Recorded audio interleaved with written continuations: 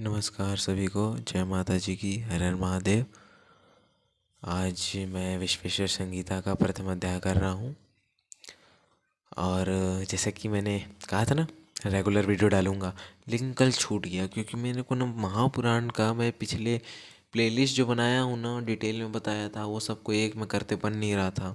और आपको तो पता है फ़ोन सस्ता है, हैंग हो जा रहा था बन नहीं रहा था कैसे, तो मैं वीडियो ऐसे ही रिकॉर्ड करके बना रहा था। एडिटिंग करने में इतना टाइम लग गया, 1-1.5 घंटा का वीडियो हो गया, मेरे से बना नहीं जैसा तैसा बना, लेकिन कोशिश किया मैं कि अच्छे क्वालिटी में दे सकूं।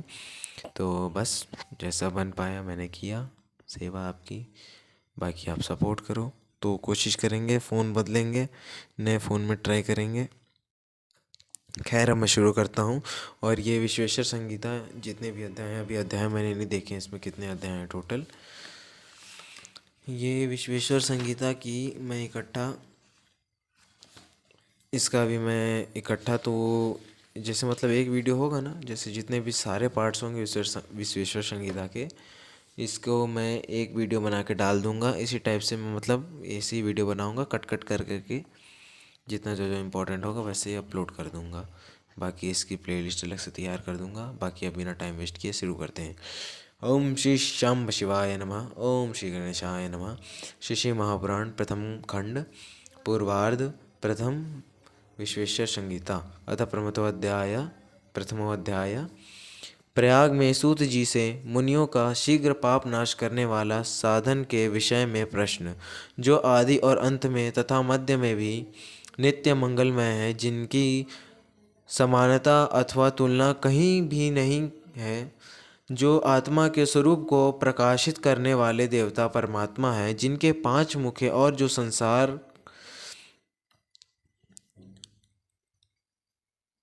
5 मुख और जो खेली खेल में अनायास जगत की रचना, पालन, संहार, अनुग्रह एवं तिरोभाव रूप 5 प्रबल कर्म करते रहते हैं, उन सर्वश्रेष्ठ अजर अमर ईश्वर अंबिकापति भगवान शंकर का मैं मन ही मन चिंतन करता हूँ। व्यास जी बोले, जो धर्म का महान क्षेत्र है, जहाँ गंगा यमुना का संगम हुआ है, जो ब्रह्मलोक का मार्ग है, उस परम पुण्यमय प्रयाग में सत्य व्रत में तत्पर रहने वाले महातेजस्वी महाभाग महात्मा मुनियों ने एक विशाल ज्ञान यज्ञ का आयोजन किया। उस ज्ञान यज्ञ का समाचार सुनकर पौराणिक शिरोमणि व्यास शिष्य महामुनि सूत जी वहां मुनियों का दर्शन करने के लिए आए। सूत जी को आते देखकर वे सब मुनि उस समय हर्ष से खिल उठे और अत्यंत प्रसन्न चित्त से उन्होंने उनका विधिवत स्वागत सत्कार किया। तत्पश्चात उन प्रसन्न महात्माओं ने उनकी विधिवत स्तुति करके विनय पूर्वक हाथ जोड़कर उनसे इस प्रकार कहा, हे सर्वज्ञ विद्वान रोमहर्ष जड़ी, आपका भाग्य बड़ा भारी है। इससे आपने व्यास जी के यथार्थ रूप में संपूर्ण पुराण विद्या प्राप्त की, इसलिए आप आश्चर्य स्वरूप कथाओं के भंडार हैं। ठीक उसी तरह जैसे रत्नाकर समुद्र बड़े बड़े सारभूतों रत्नों का आगार है। इसको मैं दोबारा पढ़ता हूँ, थोड़ा अटका हूँ इसमें। ठीक, हे सर्वज्ञ विद्वान रोमहर्षण जी, आपका भाग्य बड़ा भारी है। इससे आपने व्यास जी से यथार्थ रूप में संपूर्ण पुराण विद्या प्राप्त की, इसलिए आप आश्चर्य स्वरूप कथाओं के भंडार हैं। ठीक उसी तरह जैसे रत्नाकर समुद्र बड़े बड़े सारभूत रत्नों का आगार है। तीनों लोक में भूत, वर्तमान और भविष्य की जो बात है तथा अन्य भी जो कोई वस्तु है, वह आपसे अज्ञात नहीं है। आप हमारे सौभाग्य से इस यज्ञ का दर्शन करने के लिए आए यहाँ, और इसी व्याज से हमारा कुछ कल्याण करने वाले हैं, क्योंकि आपका आगमन निरर्थक नहीं हो सकता। हमने पहले भी आपसे शुभाशुभ तत्व का पूरा वर्णन सुना है, किंतु उससे तृप्ति नहीं होती। हमें उससे सुनने की बार बार इच्छा होती है। उसमें उत्तम बुद्धि वाले हैं सूत जी, इस समय हमें एक ही बात सुननी है। यदि आपका अनुग्रह हो तो गोपनीय होने पर भी उस विषय का वर्णन करें। घोर कलयुग आने पर मनुष्य पुण्य कर्म से दूर रहेंगे, दुराचार में फंस जाएंगे, सब के सब सत्य भाषण से विमुख हो जाएंगे, दूसरों की निंदा में तत्पर रहेंगे, पराये धन को हड़प लेने की इच्छा करेंगे, उनका मन पराई स्त्रियों में आसक्त होगा तथा वे दूसरे प्राणियों की हिंसा करेंगे। वे अपने शरीर को ही आत्मा समझेंगे, वे मूढ़, नास्तिक तथा पशु बुद्धि रहने वाले होंगे, माता पिता से द्वेष रखेंगे तथा वे काम व स्त्रियों की सेवा में ही लगे रहेंगे। देखो यहाँ पे विश्वेश्वर संगीता का ये पहला अध्याय और इसी में इन्होंने कलयुग के सारे लक्षण बता दिए हैं और आगे भी लक्षण हैं, लेकिन हम लोग किस चीज़ में अटके हैं, भविष्य पुराण, भविष्य मालिका, ये है वो है, चलो ठीक है वो अपनी जगह है, लेकिन महापुराण ऐसा पुराण है जिसमें ना हर कुछ लिखा हुआ है, आपको हर ज्ञान मिल जाएगा, आत्मा से रिलेटेड मिल जाएगा। अगर आपको आत्म तत्व जानना है क्या है तो, है ना, संसार का ज्ञान चाहे तो वो भी मिल जाएगा, भौतिक ज्ञान चाहिए वो भी मिल जाएगा, बाबा माँ की कृपा से सब मिल जाता है। बस आप इसे ध्यान से सुनो। अब मैं आगे बढ़ता हूँ। ब्राह्मण लोभ रूपी ग्रह के ग्रास बन जाएंगे, वेद बेचकर जीविका चलाएंगे, धन का उपार्जन करेंगे।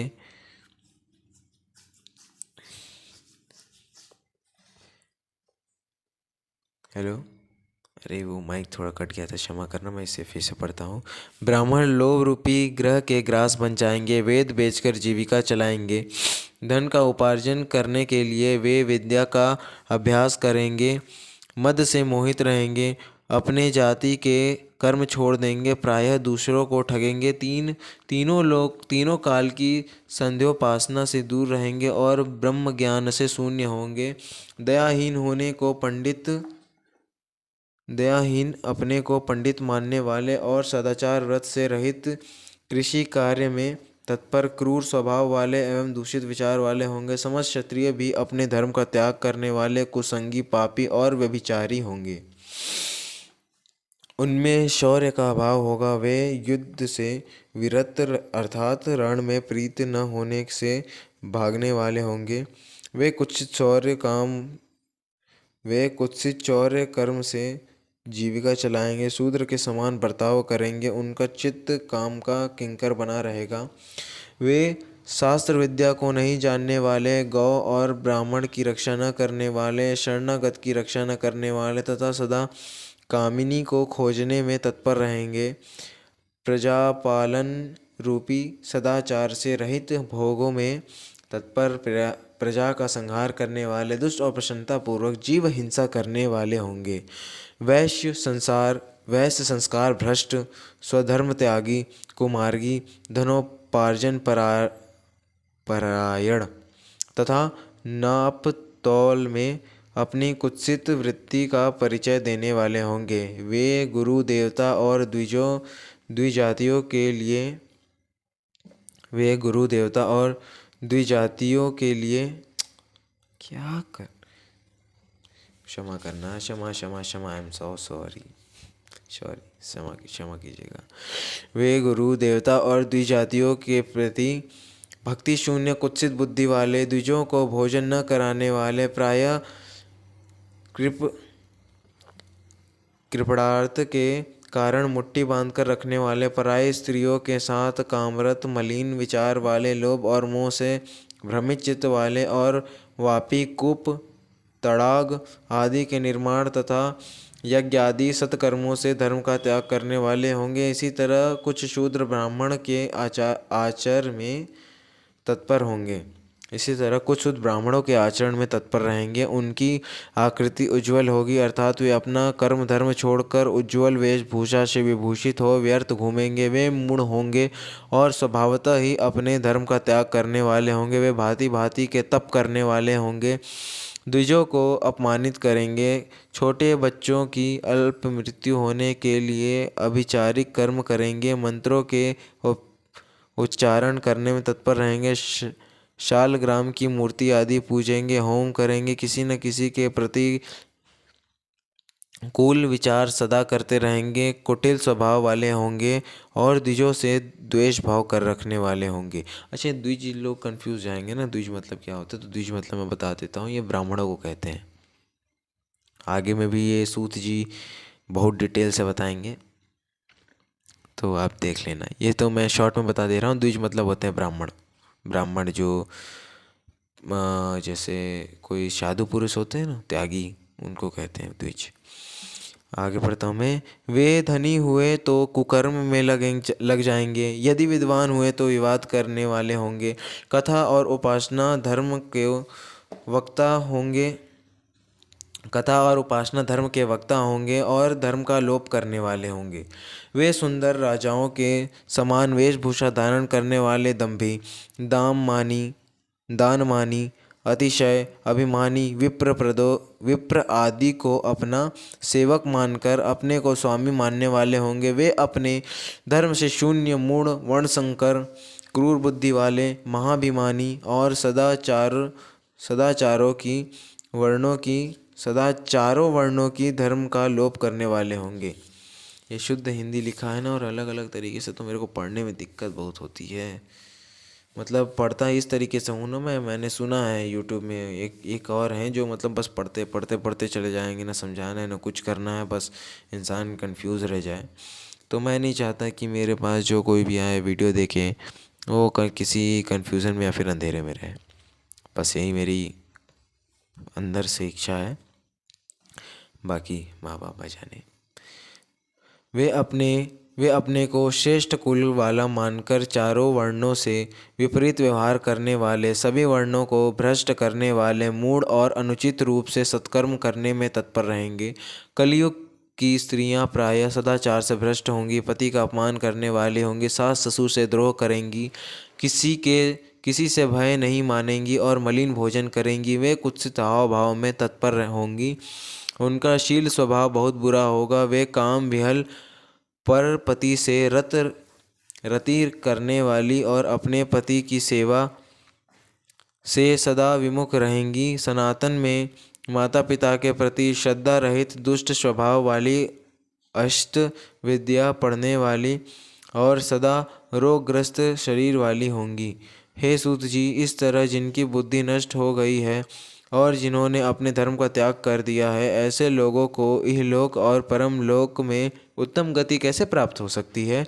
इसी चिंता से हमारा मन सदा व्याकुल रहता है। परोपकार के समान दूसरा कोई धर्म नहीं है। अतः जिस छोटे उपाय से इन सब के पापों का तत्काल नाश हो जाए, उसे इस समय कृपा पूर्वक बताइए, क्योंकि आप समस्त सिद्धांतों के ज्ञाता हैं। व्यास जी बोले। उन भवितात्मा मुनियों की यह बात सुनकर सूत जी मन ही मन भगवान शंकर का स्मरण करके उन मुनियों से इस प्रकार कहने लगे। इस प्रकार श्री शिव महापुराण में प्रथम अध्याय मुनियों